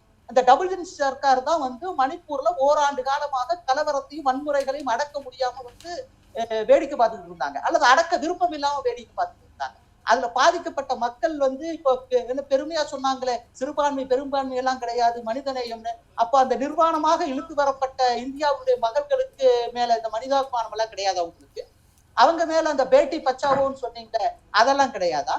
ஏன் வந்து இதுல வந்து டெல்லியில வந்து போராடினாங்களே மல்யுத்த வீராங்கனைகள், பாலியல் வல்லுறவுக்கு வந்து தங்களை கட்டாயப்படுத்தினான்னு சொல்லி பிரிஜ்பூஷன் சிங், அவன் மேல வந்து இந்த நிமிஷம் வரைக்கும் அவன் மேல நீங்க ஒரு வழக்கு பதிவு செஞ்சீங்களா? அவனை வந்து ஒரு இன்ச்சாவது உங்களால் நெருங்க முடிச்சதா? உங்களுடைய போலீஸும் உங்களுடைய அத்தனை படை பரிவாரங்களும் அவ யாருடைய இதுல பாதுகாப்பு? இன்னைக்கு பிரிஜ்பூஷனுடைய மகன் யாருக்கு சீட்டு கொடுத்துருக்கீங்க வெக்கம் இல்லாம? லக்கிம்பூர் கேரியில 9 விவசாயிகள் மீது காரை ஏற்று கொண்டு அஜய்குமார் டனி அஜித் குமார் டனியுடைய மகன் வந்து காரை ஏற்றுக்கொண்டா, இன்னைக்கு அதே அஜித் குமாருக்கு மறுபடியும் சீட் கொடுத்துருக்கீங்க. அப்புறம் நீங்க பிரஜ்வல் ரேவண்ணாவை நீங்களே தப்பிக்க விட்டுருக்கீங்க. மத்திய விமான நிலையங்கள் யாருடைய கட்டுப்பாட்டுல இருக்கு? மாநில அரசோட கட்டுப்பாட்டுல இருக்குதா?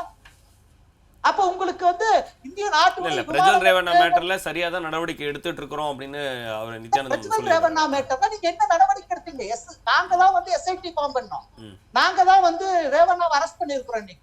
இன்னைக்கு பாரதிய ஜனதா கட்சியும் நரேந்திர மோடி வெக்கம் இல்லாம ரேவண்ணாவோடவும் பிரஜ்வல் ரேவண்ணாவோடவும் மேடையை பகிர்ந்து கொண்டு அதே பிரஜ்வல் ரேவண்ணாவுக்கு வாக்கு கேட்ட நாக்கு நரேந்திர மோடியோட நாக்கு, எங்களுடைய நாக்கு கிடையாது. ஏன் நீங்க வந்து எந்த அடிப்படையில தப்ப விட்டீங்க? அவன இந்தியாவுடைய விமான நிலையத்தில் ஏறாமையா வந்து பிரஜ்வல் ரேவண்ணா விமானம் ஏறாமையா இந்தியாவில இருந்து ஜெர்மனிக்கு போக முடியும்? என்ன நீங்க சொல்லுவீங்களா அந்த கதையெல்லாம்? அந்த புஷ்பக விமானம் ஏதாவது வந்துதா? ஜெர்மனியில இருந்து தனியா புஷ்பக விமானம் ஏதாவது வந்து பிரஜ்வல் ரேவண்ணாவை தூக்கிட்டு போச்சாங்க ஜெர்மனிக்கு? உங்களுடைய விமான நிலையங்கள்ல, உங்களுடைய கட்டுப்பாட்டு இருக்கிற விமான நிலையங்கள்ல ஏறி உங்களுடைய முழு ஆதரவோடு அவன் தப்பி சென்று இருக்கிறான். 3000 பேருக்கு பாலியல் வல்லுறவு காணொலிகள் வெளியாகி இருக்கு இதுவரைக்கும். அத்தனை பேருடைய வாழ்க்கையை சீரழித்தவனோடு மேடையை பகிர்ந்து கொண்டு வாக்கு கேட்டு அசிங்கப்படுத்த வரலாறு உங்களுடைய வரலாறு. இது ரொம்ப 10 வருஷத்துக்கு முன்னாடி நடந்ததுல, 10 நாளைக்கு முன்னாடி நடந்தது. இந்த மாதிரி கண்ணு முன்னாடி நடந்ததுல 1000 பொய். உங்களுக்கு ஒரு விஷயம் சொல்றேன். இவ்வளவு பேசுறாங்களே, மகாராஷ்டிர தீவிரவாத எதிர்ப்பு படையினுடைய தலைவராக ஹேமந்த் கார்கரேன்னு ஒரு அதிகாரி இருந்தார். அவர் மேல வந்து அபாண்டமான குற்றச்சாட்டுக்களை வந்து நரேந்திர மோடி ஒரு தடவை சொன்னார். ஹேமந்த் கார்கரே வந்து மும்பை தீவிரவாத தாக்குதலின் போது தன்னுடைய படை வீரர்களுக்கு முன்னால் தான் சென்று அந்த தாக்குதலை தடுக்க முற்பட்டு பலியானார். அந்த ஹேமந்த் கார்கரே பற்றி நாட்கள் நரம்பில்லாம நரேந்திர மோடி பேசினார். அந்த ஹேமந்த் கார்கரே இறந்த பின்னாடி அஞ்சலி செலுத்த போயிட்டு 10 லட்சம் ரூபாய் காசோலை கொடுத்தாரு நரேந்திர மோடி. அதை தூக்கி எடுத்துட்டு போங்கன்னு சொன்னாங்க கீதா கார்கரே, அவருடைய மனைவி, ஹேமந்த் கார்கரேவுடைய மனைவி. ஒரு நாட்டுக்காக தன்னை முன்னால் வந்து தியாகம் செய்த ஒரு அலுவலரை பற்றி தரக்குறைவாகவும் நாட்டில் நரம்பில்லாமல் பேசினதுதான் நரேந்திர மோடி. இன்னைக்கு வந்து ராணுவ வீரர்களுடைய தியாகத்தை பத்தி நீங்க வந்து பக்கமா பேசுறீங்க. ஏன் அன்னைக்கு ஹேமந்த் கார்கரே இந்த நாட்டுக்காக தியாகம் செய்த வீரர் இல்லையா? இல்ல மோடி என்ன சொல்றாருன்னா, 1000 ஆண்டுகளுக்கு சக்தி வாய்ந்த நாடாக இந்தியா திகழ்வதற்கான அடித்தளத்தை வந்து நாங்க அமைச்சுக்கிட்டு இருக்கோம். நான் இருக்கிறனோ இல்லையோ, ஆனா ஒரு ஸ்ட்ராங்கான பேஸ்மெண்ட்டை வந்து நாங்க போட்டுட்டு இருக்கோம் அப்படின்றத மோடி அவர்கள் எல்லா கூட்டத்திலையும் சொல்லிட்டாங்க. 1000 ஆண்டுகள் வந்து 1000 ஆண்டுகள் வந்து சக்தி மிக்க நாடாக இருக்கிறதா? இந்தியாவில் இருக்கிற பெண்கள் அத்தனை பேரும் பாலியல் வல்லுறவு செய்யப்பட்ட பின்னால் இந்த நாடு யாருடைய எத்தனை சக்தி வாய்ந்த நாடாக இருக்கும்? பாலியல் பலாத்கார குற்றவாளிகளை வந்து அரசு சட்ட ரீதியாக பாதுகாத்துக் கொண்டிருக்கிற ஒரு பிரதமரும் ஒரு கட்சியும் என்ன அடித்தளத்தை இந்த நாட்டுக்காக ஏற்படுத்த போறாங்கன்னு எனக்கு புரியல.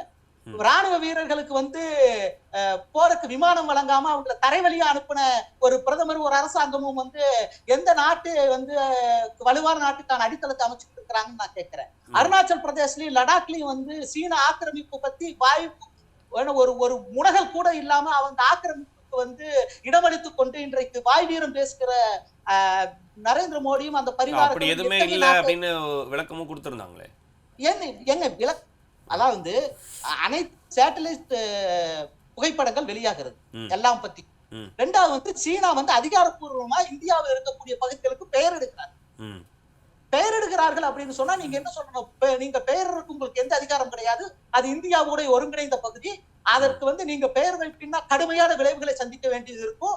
இது தொடர்பா நம்ம இந்திய சீன ராஜ்ய உறவுகளை மறுபரிசீலனை செய்ய வேண்டியது இருக்கும் பேசணும். பேர் வச்சுட்டு அவங்களுக்கு ஆயிருமான வெக்கம் இல்லாம கேட்கிறார் சார் ஒரு வெளிநாட்டு மந்திரி. இது மாதிரி ஒரு வெளியுறவு மந்திரி நீங்க பாத்துக்கிறீங்களா? என்ன ஏங்க, நான் பெத்த பிள்ளைக்கு நான் பேர் வைக்க மாட்டேன், யாரோ பேர் வைப்பாங்க, அவன் பேர் வச்சா அவன் பிள்ளை ஆயிருவான் கேட்கிற ஒரு லாஜிக் எவ்வளவு கேவலமான லாஜிக் அது. இப்படி கேட்கறவங்க தான் இந்தியாவுடைய வெளியுறவுத்துறை அமைச்சரா இருக்கு. பாகிஸ்தானுக்கு மட்டும் வந்து வீரத்தை காமிச்சுக்கிட்டு சைனா கிட்ட பம்பிக்கிட்டு வாழ ஒடுங்கிட்டு போற ஒரு அரசாங்கம் இன்றைக்கு இருக்கிற அரசாங்கம். எனக்கு பாகிஸ்தானுக்கு எதிராக நீங்க எதுவுமே பண்ணிடணும். அன்னை இந்திரா காந்தி 2 தடவை பாகிஸ்தானை வந்து ஓட விரட்டினாங்க. வரலாற்றை மாற்றி அமைக்கலாம், புவியியலை மாற்றி அமைக்க முடியாதுன்னு சொல்லுவாங்க. ஆனா புவியியலே தெற்காசியாவிலே மாற்றி அமைத்த தலைவி அன்னை இந்திரா காந்தி. பங்களாதேஷ்ங்கிற ஒரு தனி நாட்டையே உருவாக்கி கொடுத்தாங்க. சிட்டகாங் துறைமுகம் ஒரே நாள்ல எப்படி தரைமட்டம் ஆச்சுன்னு வரலாறு கொஞ்சம் படிங்க. மொட்டை மரத்தை சிறைக்கிறதல்ல ராணுவ நடவடிக்கைங்கிறது. 2 மரத்தை சிறைச்சிட்டு வர்றது கிடையாது. ஒரு துறைமுகத்தை வந்து அமெரிக்காவினுடைய விமானம் தாங்கிய போர்க்கப்பலை வந்து அந்த துறைமுகத்துல வந்து லேண்ட் ஆகலாம்னு சொல்லி தகவல் வந்தப்போ அந்த சிட்டகாங் துறைமுகத்தை ஒரே நாள்ல தரைமட்டமாக்கி அமெரிக்க போர்க்கப்பல வராம தடுத்தவங்க அன்னை இந்திரா காந்தி. அதனால நீங்க அதான் அந்த மாதிரி தொடர்ந்து அதுல வாரிசு அரசியல் இருக்கக்கூடாது. அப்ப அதுலயும் நான் தீவிரமா இருக்கிறேன். இந்திரா காந்திக்கு அப்புறம் இப்ப ராகுல் காந்தி வந்துட போறாரு. அந்த மாதிரி வாரிசு அரசியல நான் எதிர்த்து போராடுறேன் அப்படின்னு சொல்லி ராஜாராம் மோகன் ராய் கூட தன்னை கம்பேர் பண்ணிக்கிறாரு பிரதமர் மோடி. ஒரு தீய நடைமுறை, அதாவது இந்த உடன்கட்டை ஏறுவதை ஒழிச்சதுக்காக ராஜாராம் மோகன் ராய் நினைவு கூறுறாங்க. அது போல வாரிசு அரசியலை ஒழிக்கிறதுக்காக என்ன மக்கள் நினைவு கூறுவாங்கன்ற ஒரு ஸ்டேட்மெண்ட்டையும் முன்னாடி வைக்கிறார். இல்ல இது எதை சிரிக்கிறதுன்னு எனக்கு தெரியல. வசுந்தரா ராஜா யாரு? ராஜமாதா விஜயராஜா சிந்தியாவோட இது அல்லவா? இன்னைக்கு நீங்க உங்க காங்கிரஸ் போன வச்சிருக்கீங்களா ஜோதிராதித்யா சிந்தியா, அவர் யாரு? அனுராக் சிங் யார்? பிரேம்குமாரோட மகன் தானே அன்னைக்கு நீங்க வச்சிருக்க அனுராக் தாக்கூர். அப்புறம் நீங்க வேணா பங்கஜா முண்டேக்கு சீட் கொடுத்துருக்கீங்களே, அந்த இது கோபிநாத் முண்டேவோட பொண்ணு பங்கஜா முண்டேக்கு சீட் கொடுத்துருக்கீங்க. உங்களோட ராஜ்நாத் சிங்கோட மகன் இதுல எம்எல்ஏவா இருக்காரு. இல்ல இவங்க எல்லாம் பிரதமர் ஆயிட முடியுமா அப்படின்றது இல்ல. பிரதமர் நாட்டுல 534 நாடாளுமன்ற உறுப்பினர்கள் யாரை தங்களுடைய தலைவராக, அதில் பெரும்பான்மையான பேர் யாரை தலைவராக தேர்ந்தெடுக்கிறார்களோ அவர்கள் ஆகிவிட முடியும். ஒரு ஐக்கிய குஜராலும் இந்த நாட்டில் ஆக முடியுது. ஒரு மன்மோகன் சிங்கு வெறும் 2% இருக்கிற சீக்கியரான மன்மோகன் சிங்கு 10 ஆண்டு காலம் இந்த நாட்டை ஆள முடியும். இந்த அரசியலமைப்பு சட்டம் எல்லாமே வழிவகுத்து. இந்த அரசியலமைப்பு சட்டம் மோடி உருவாக்குறது கிடையாது, நம்முடைய முன்னோடிகள் உருவாக்குறது. அவர்கள் எல்லாருக்குமான வாய்ப்பு. தொடர்ந்து பேச முருகானந்தம் ஒரே நிமிஷம் வரேன் சார். அவங்களுடைய கேள்வி சார் சொன்னதெல்லாம் நீங்க கேட்டுட்டு இருந்திருப்பீங்க. இன்னொரு விஷயம், இன்னைக்கு வாக்கு அளிச்சுட்டு அமித்ஷா சில விஷயங்களை குறிப்பிட்டு சொல்லியிருந்தாரு. குறிப்பா வறுமையிலிருந்து இந்தியாவை காப்பாற்றக்கூடிய அரசுக்கு மக்கள் வாக்களிப்பாங்க, மக்கள் தேர்ந்தெடுப்பாங்கன்னு சொல்றாரு. ஸ்டில் இந்த 10 வருஷமா பாஜக கையில தான் ஆட்சி இருக்கு. இன்னும் வறுமையிலேருந்து மீட்டெடுக்கக்கூடிய ஆட்சியை மக்கள் தருவாங்க, அவங்களுக்கு ஆதரவு கொடுப்பாங்கன்னு சொல்றது இந்தியா இன்னும் வறுமையில தான் இருக்குன்னு குறிப்பிடுற மாதிரி இல்லையா? ஏன் அவர் அந்த மாதிரி ஒரு ஸ்டேட்மெண்ட் சொல்லணும்? இந்திரா காந்தி அம்மையாருடைய ஒரு பிரபலமான கோஷம் கரிபி ஹட்டாவோ. கரிபி ஹட்டாவோன்னு சொன்னால் ஏழ்மையை விரட்டுவோம். ஆனால் துர்க்மன் கேட்டில் பண்ணது ஏழைகளை விரட்டுனது, ஏழ்மையை விரட்டல, வண்டி போகணுங்கிறதுக்காக. அதனால் ஏழ்மையை விரட்டுவோம் என்று சொன்ன இந்திரா காந்தி கடைசி வரையில் ஏழ்மையாக மக்களை வைத்திருக்கிற காரணத்தினால தானே இன்றைக்கு ஏழைகள் இருக்கிறாங்க.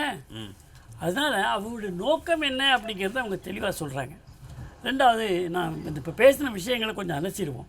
ஏன்னா மக்கள் இடையில நான் பேச மாட்டேன், குறிப்பெடுத்து தான் பேசிட்டு. இந்த கர்நாடகாவில் ரேவண்ணா விஷயம் பேசினாங்க. மோடி அவருடைய மேடையில் இருந்து கொண்டு அவருக்காக பரப்புரை செய்தார். எவ்வளோ உணர்ச்சிவசமாக பேசினார். எனக்கே பாவம், ஐயோ இப்படியா ஒரு பிரதமர் இருக்கலாமா அப்படின்ற நினைக்கிற அளவுக்கு பேசினார் பாருங்க. ஆனால் இன்னைக்கு அவர் அசன் தொகுதியோட எம்பி, சிட்டிங் எம்பி, யாருடைய ஆதரவில் யார் பிரச்சாரம் பண்ணி யார் ஒரே மேடையில் நின்று அவருக்கு ஓட்டு போட சொல்லி கேட்டது? ராகுல் காந்தி. காங்கிரஸ் கூட்டணியில் இருந்த ஜனதாதளம் எஸ் அன்றைக்கு வெற்றி பெற்றது. 8 இடங்களில் வெற்றி பெற்றதில் ரேவண்ணா ஒன்று, ஹசன் ஒன்று. அப்போ காங்கிரசினால் எம்பி ஆக்கப்பட்ட அந்த எம்பி வெட்கப்பட வேண்டாமா, வேதனைப்பட வேண்டாமா? நான் தெரியாத ஒரு ஆளை இப்படி கொண்டு வந்துட்டு, நான் கொண்டு வந்த ஒரு ஆளை, நான் ஆதரித்து பாராளுமன்ற உறுப்பினராக கொண்டு வந்த ஆளை நான் இப்படி ஆயிட்டாரேன்னு சொல்லிட்டு மன்னிப்பு கேட்குறேன்னு சொல்கிறதுக்கு துணிச்சல் இருக்கா, திராணி இருக்கா, முதுகெலும்பு இருக்கா? இவ்வளோ பேசுகிறாங்களே. அதனால் கொஞ்சம் கூட ஒரு நாகரிகம் இல்லாமல் ஒரு பிரதமரை அணுகி பேசி ஜனநாயகம் இல்லை, பாசிசம். பிரதமரை இன்றைக்கு பேசாத பேச்சா கனிமொழி போன்றவர்கள் தெருவில் இறங்க விட மாட்டோம்னு பேசினாங்க. அன்றைக்கி அவர் பிரதமர் தான். என்ன பண்ணிட்டு இருந்தாங்க இங்கே இருக்கவங்களாம், பேசுகிறவங்களாம்? அதெல்லாம் ஒரு பேச்சா? அது பாசிசம் இல்லையாது? இன்றைக்கும் அவர் பிரதமராக வர்றாரு. இப்போ சொல்லுங்களேன், தெருவில் இறங்க மாட்டாங்க, மக்கள் ஏற்றுக்கொள்ள மாட்டாங்க. ஏன்னா மக்கள் புரிந்து கொள்ள ஆரம்பித்து விட்டார்கள். அதனால் இந்த கரிபி ஹட்டாவோன்னு சொல்கிறது, பாலியல் பலாத்காரம் ஏதோ ஒரு ஆண்டாக தான் நடக்குது. எந்த ஊர் இது? மணிப்பூரா? ஒரு ஆண்டா இப்படியாச்சு அப்படியாச்சுன்னு. அவருக்கு மணிப்பூரோட வரலாறை படிக்க சொல்லுங்க. சுதந்திரம் அடைஞ்ச காலத்துலேருந்து அங்கே பிரச்சனைகள் இருக்கத்தான் செய்து நிர்வாணமாக போகிறது மட்டும். போலீஸ்காரர்கள் அவர்களை பிடிக்க வந்தால் பெண்கள் நிர்வாணமாக போலீஸ்காரரை விரட்டி இருக்கிற சம்பவங்கள் கூட மன்மோகன் சிங் ஆட்சி நடந்திருக்கு. அதை ஞாபகம் வச்சுக்கோங்க. அன்னைக்கு அவர்கள்லாம் பெண்களாக படலையா அவங்களுக்கு? அதனால் ஏதோ மோடி ஆட்சி வந்தவுடனே அப்படியே எல்லாம் உங்களுக்கு மணிப்பூர்லேயும் மற்ற இடங்கள்லையும் பிரச்சனைகள் வந்தது போல இதுவரைக்கும் பிரச்சனை இல்லாதது போல இன்றைக்கு அவர்கள் தீவிரவாதத்திலிருந்து விலகி தங்களுடைய அத்தனை ஆயுதங்களையும் போட்டு டெல்லியில் வந்து உள்துறை அமைச்சரிடத்தில் நாங்கள் தேசிய நீரோட்டத்தில் கலந்து கொள்கிறோம், கைவிடுகிறோம் தீவிரவாதத்தை என்று சொல்லி வரலாறு படைத்திருக்கிறது பாஜக. அங்கே அமித்ஷா ஒரு வார காலம் தங்கியிருந்து பேச்சுவார்த்தை நடத்தி கொண்டு வந்தார். ஒரு உள்துறை அமைச்சர் இதுக்கு மேலே என்ன பண்ணுவார்? ஜெய்சங்கரை விமர்சனம் பண்ணுவாருங்க. இதுவரை ஏதாவது அரசியல் கட்சி அவர் எப்படி ஒரு டிப்ளமேட்டு ஜெய்சங்கரை பற்றி எத்தனை பேர் புகழ்ந்து சொல்லுகிறாங்க. எதிர்கட்சியில் இருக்கிறவங்க கூட சொல்லுவாங்க. சுப்பிரமணிய சாமிக்கு கட்சியில் என்ன பொறுப்பு? கட்சியில் ஒரு பொறுப்பும் கிடையாது, அவருக்கு பொறுப்பும் இல்லை. வயசு வேற ஆயிடுச்சு. ஏதோ ஒன்று பேசிட்டு போகிறாங்க, அவ்வளோதான். வீட்டில் பெரியவங்க பேசினா அந்த மாதிரி நம்ம தாங்கிட்டு போகணும். அதுக்காக அவங்கள ஒன்றும் 12 பேர் காங்கிரஸ் தலைவர்கள்லாம் சேர்ந்து விமர்சனம் பண்ணாங்களே, அவங்கள இவங்க என்ன மதிச்சாங்க? அப்புறம் வாரிசு அரசியல்னா இதை விஜயராஜே சிந்தியா யார், அவங்க யார், இவங்க யாருன்னு கேட்குற வரிசையா. இவங்க யார் கட்சியினுடைய வேட்பாளரை தீர்மானிக்கிறார்களா அல்லது கட்சியிலே பிரதமராக இவர்கள் இருக்க முடியும் என்ற அதிகாரத்தை படைத்த இடத்துல இருக்கிறார்களா? ஆனால் இந்திரா காந்தியோட குடும்பமும் இங்கே ஸ்டாலினோட குடும்பமும் அந்த கோபாலபுரத்து குடும்பமும் அந்த இந்திரா காந்தி அம்மையாரோட வீட்டு குடும்பமும் தவிர வேறு யாரையும் பிரதமராக கற்பனை செய்து கூட பார்க்க முடியாத அடிமை கூட்டங்களாக கட்சி நடத்தி கொண்டிருக்கிறார்கள். அதுதான் வாரிசு அரசியல். இந்த சிந்தியாலாம் வாரிசு அரசியல் கிடையாது. இல்ல அதுவும் வாரிசு அரசியல் தானே வரும். மக்கள் முதல்ல ஏத்துப்பாங்களா? அதனால மக்களுடைய ஓட்டு நீங்க அங்க வந்து உத்தரப்பிரதேசல சொன்ன மாதிரி முஸ்லிம்கள் வாக்களிச்ச மாதிரி தான் இங்க மக்கள் வாக்களிச்சு தான் அவங்க வெற்றி பெற வச்சிருக்காங்க. கோயாபல்ஸ் பிரச்சாரத்தின் மூலமாக பெருந்தலைவர் காமராஜரை போன்றவர்களையே மக்கள் அவர் மீது வெறுப்படைய செய்துவிட்டு ஒரு மாணவனை வைத்து தோற்கடித்தவர்கள் எப்படிப்பட்ட புத்திசாலிகள் பாருங்க. பரப்புரையில் திமுக வெல்ல முடியாது, இப்போ காங்கிரஸ் அதான் பண்ணிட்டு இருக்கு. அதனால பரப்புரை என்பது அவர்கள் தங்களுடைய நாட்டை எப்படி வேணாலும் படித்து மக்களை எப்படியாவது பிடித்து வைக்க வேண்டும் என்பதற்காக முயற்சி செய்கிறார்கள். திமுக அந்த முயற்சி செய்து 50 ஆண்டுகள் 55 ஆண்டுகள் ஆகிவிட்டது. எனவே அவர்களுடைய காலம் முடிந்து கொண்டிருக்கிறது. அந்த தலைமுறை இப்பொழுது போய்கொண்டிருக்கிறது. இளைஞர்கள் வாக்காளர்களாக வந்து கொண்டிருக்கின்றார்கள். அவர்கள் விரல் நுனியிலே உலகத்தை பார்த்து கொண்டிருக்கிறார்கள். ஒரு ஆண்ட்ராய்டு ஃபோன் இருந்தால் போகிறோம். அதனால் இந்த கோயாபல்ஸ் பிரச்சாரம்லாம் இனிமேல் எடுப்படாது. தமிழ்நாட்டில் இன்னும் அந்த பிரச்சாரமும் அந்த ஒரு நம்முடைய நாம் தேர்ந்தெடுத்த ஒரு அரசு என்ற மாதிரி ஒரு எண்ணமும் 50 ஆண்டுகளாக இருந்து கொண்டிருக்கிறது. அது எம்ஜிஆர் உயிரோடு இருக்கின்ற வரை, ஜெயலலிதா உயிரோடு இருக்கின்ற வரை, கருணாநிதி என்பவருக்கு அங்கே உள்ள இடம் இருந்ததா? மக்கள் அவர்கள் வந்து கருணாநிதிக்கு அல்லாத ஒரு நல்ல மாற்றை ஒரு எம்ஜிஆர் இடத்திலும் ஜெயலலிதா இடத்திலும் பார்த்தார்கள். இப்பொழுது அவர்கள் 2 பேருமே இல்லை. இப்போ அப்படி மோடியை பார்க்குறாங்க. ஏன்னா நம்முடைய சென்ட்ரல் ஸ்டேஷன் மாதிரி உள்ள இடங்களில் அரசியல் லாபம் கருதாமல் எம்ஜிஆர் பேர் வச்சாங்க. அதுக்கு உடனே கேட்டாங்க எம்ஜிஆரை பாராட்டுறாங்க. நல்ல மனிதனை பாராட்டினா, ஏழைகளை நேசித்தவனை பாராட்டினா என்ன தப்பு? இது வரைக்கும் பேசவே இல்லை. தேர்தல் நேரத்தில் பிரச்சார நேரத்தில் பேசுறாங்க.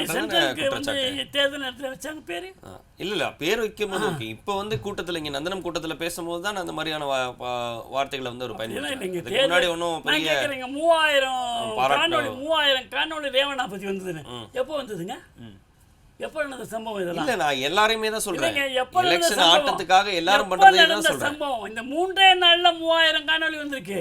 யாருக்கிட்ட இருந்து அவ்வளவு இத்தனை நாள் எடுத்து வச்சு மறைச்சு வச்சிருந்தது யாரு? இப்பொழுது எதுக்காக அதை பயன்படுத்தினார்கள்? தேர்தலுக்காக தானே பயன்படுத்திருக்கீங்க. எவ்வளவு பெண்கள் மீது உங்களுக்கு அக்கறை இருந்தால் தேர்தல் யுக்தினா இதுவும் தேர்தல் யுக்தியா சார்? அது தேர்தல் யுக்தி இல்லை, அது கேவலமான செயல். அதுதான் சொல்றேன். நாம அப்படி சொல்லல. எலெக்ஷன் டைம்ல யார் வேணாலும் என்ன வேணாலும் பண்ணலாம். எலெக்ஷன் இப்போ ஒருத்தர் ஐடி ரைடு விட்டாலோ இடி ரைடு விட்டாலோ எலெக்ஷன் டைம் திருடன் தாங்க. அதுக்கு என்ன நேரம் காலம் சொல்லட்டும். நாங்கள் பண்ணலை, எங்கள் மடியில் கனம் இல்லை சொல்லட்டுமே. ஆதாரம் எடுக்கிறாங்களே, வழக்கு தொடுக்கிறாங்களே, வரும் தீர்ப்புகள்லாம் வரும். தமிழ்நாட்டில் இன்னும் ஓயலை. தமிழ்நாட்டில் இன்னும் பெரிய இடங்களுக்கெல்லாம் என்னென்ன பண்ணிட்டு இருக்கிறாங்கிறதுலாம் ரெக்கார்டு எடுத்துக்கிட்டு தான் இருக்காங்க. அதனால் எங்கெல்லாம் சான்றுகள் அவர்களுக்கு கிடைக்கிறதோ அங்கெல்லாம் உடனடி நடவடிக்கை எடுக்கிறார்கள். சான்றுகள் இல்லாமல் எங்கு கேள்விப்படுகிறார்களோ அந்த இடத்துல சான்றுகளுக்காக அந்த வீட்டிற்குள்ளே சென்று ஆவணங்கள் கிடைக்கிறதா என்று தேடுது. அதற்காகத்தான் அவங்களுக்கு சம்பளம் கொடுக்குறாங்க. அவங்க ஒன்றும் பிஜேபி வாலண்டியர்ஸ் கிடையாது. அவங்களுக்கு ஐடியில் இருக்கிறவங்களுக்கும் இடியில் இருக்கிறவங்களுக்கும் இப்படிலாம் ரெய்டு பண்ணுறதுக்காக தாங்க சம்பளமே கொடுக்குறாங்க நம்மளோட வரிப்பணம். அதனால் வாய்க்கு வந்ததெல்லாம் நம்ம பேசிடலாம், பிரதமரை என்ன வேணால் பேசிடலாம் அப்படின்னா அதெல்லாம் மக்கள் ஏற்றுக்கொள்ள மாட்டார்கள். வடநாட்டிலே இன்றைக்கு எப்படி இருக்கிற சூழ்நிலை என்றால் கடந்த 2 தேர்தலை காட்டிலும் அதிகமான அளவில் இருக்குது. மோடி அவர்கள் வெளியே நிற்கிறாராம் ராமர் கோயிலில், பிராண பிரதிஷ்டைக்கு உள்ளே இருந்தாராம். பிராண பிரதிஷ்டைக்கு உள்ளே இருக்க வேண்டும் என்று சொன்னால் 48 நாட்கள் விரதம் இருந்து அதற்காக கடுமையான தவம் இருந்து உள்ளே சென்றார். எல்லோருமே பிராண பிரதிஷ்டைக்கு உள்ளே செல்லலாம், ஜாதி வேறுபாடு இல்லாமல் போகலாம் என்று ஆதரித்தவர்கள் கேட்பவர்கள் மோடி அப்படி செய்ததை பாராட்டுவதை விட்டுவிட்டு இன்றைக்கு மோடி வந்து பிராண பிரதிஷ்டை செய்யலாமா, சங்கராச்சாரியார் பூரி சங்கராச்சாரியை எதிர்த்தாருன்னு பேசினாங்க. ஏன்? அவர் பிசி இல்லையா? மோடி போய் பண்ணதை நீங்கள் பாராட்டணும், சங்கராச்சாரியாரை நீங்கள் கண்டிச்சிருக்கணும். ஆனால் இவங்க மோடியை கண்டிக்கிறாங்க, செய்யலாமா இப்படின்ட்டு. அப்போ நீங்கள் ஆதரிக்கிறீங்க உள்ளே போகக்கூடாதுன்ட்டு. மோடி உள்ளே போனார், ஜாதி வேறுபாடு இல்லாமல் உள்ளே போனார். காரணம் அந்த உள்ளே போகிற தகுதியோடு போனார், அதற்கான விரதங்கள் இருந்தார், போனார். இப்போ வந்து தேர்தல் பிரச்சாரம் முடித்தார், வழிபாட்டுக்காக சென்றார், வழிபட்டு வந்தார். நாமெல்லாம் கூட நீங்கள் இந்த பூஜாரிகள் அல்லது ஐயர் என்று சொல்லக்கூடிய வாத்தியார் என்று சொல்லக்கூடிய பிராமணர்களாக இருந்தாலும் கூட கபாலீஸ்வரர் கோயிலையோ மற்ற கோயில்களிலோ கர்ப்பகிரகத்துக்குள்ளே போக முடியாது, பாப்பானே போக முடியாதுங்க. அதற்காக படித்தவர்கள் அதை அந்த வேலைகளை செய்பவர்கள் மட்டும்தான் போக முடியும். நாம் வெளியே நின்று தான் கும்பிட்டு வரணும். அதனால் அதுதான் அந்த இந்து மதத்தினுடைய அமைப்பில் இருக்கக்கூடிய, அது வந்து மூட நம்பிக்கையும் இல்லை, தவறானதும் இல்லை. மேஜிஸ்ட்ரேட் மேலே உட்காராரு, நானும் தான் நீ படித்த படிப்பு தான் படிச்சிருக்கேன், ஒரு நிமிஷம் நாங்கள் உட்காரேன்னா விடுவாங்களா?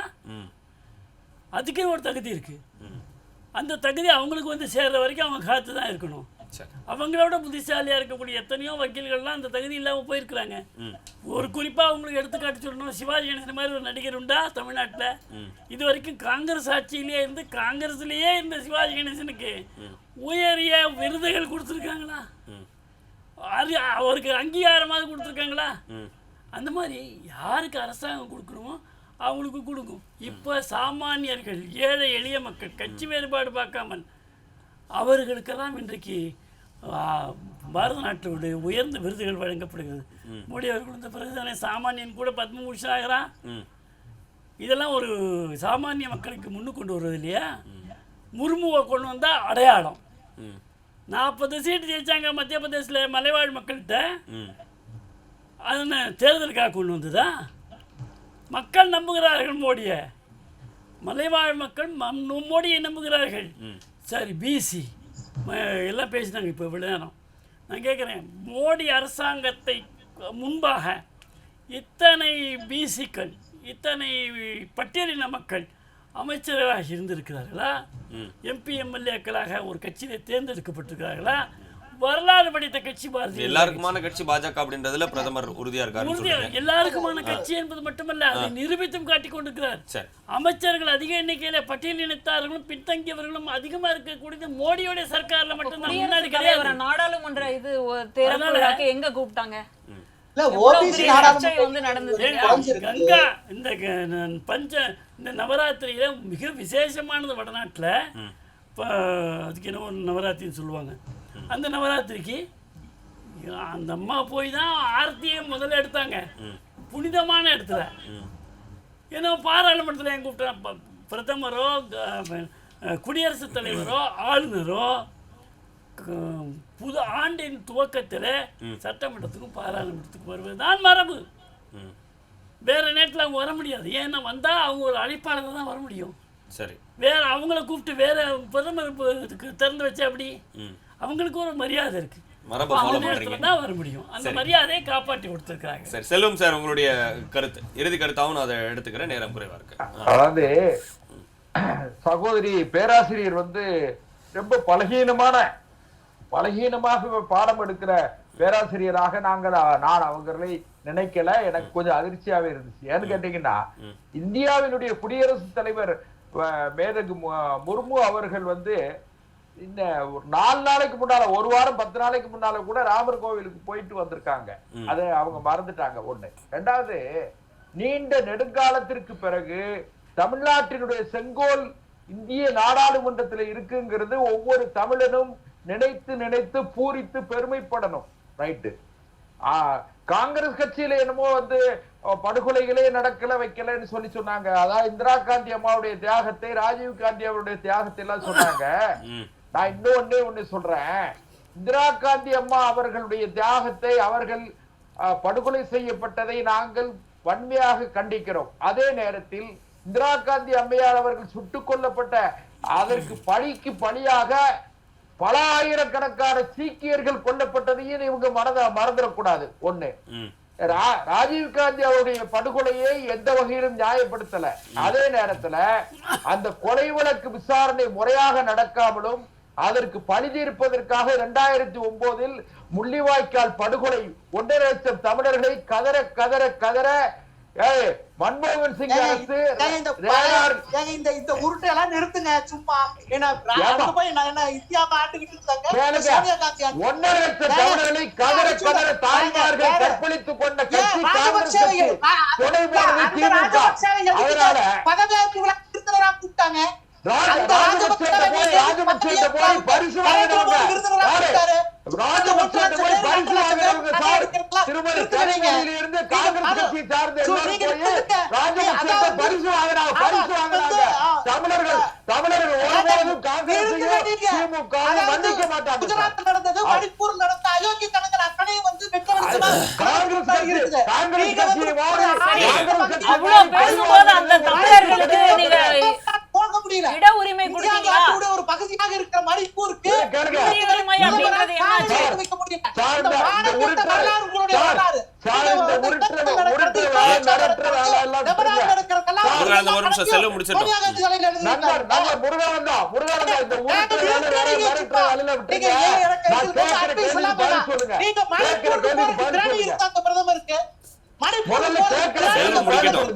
முருகானந்தம் ஒரு நிமிஷம்.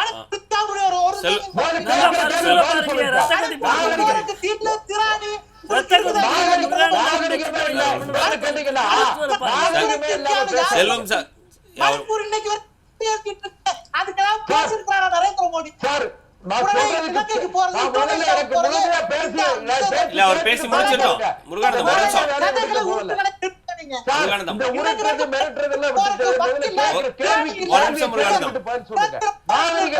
ஒரு நிமிஷம். முருகானந்தம் அவர் முடிச்சிட்டும் பதில் சொல்லுங்க. அடுத்த உங்கள்கிட்ட தான் வரேன்.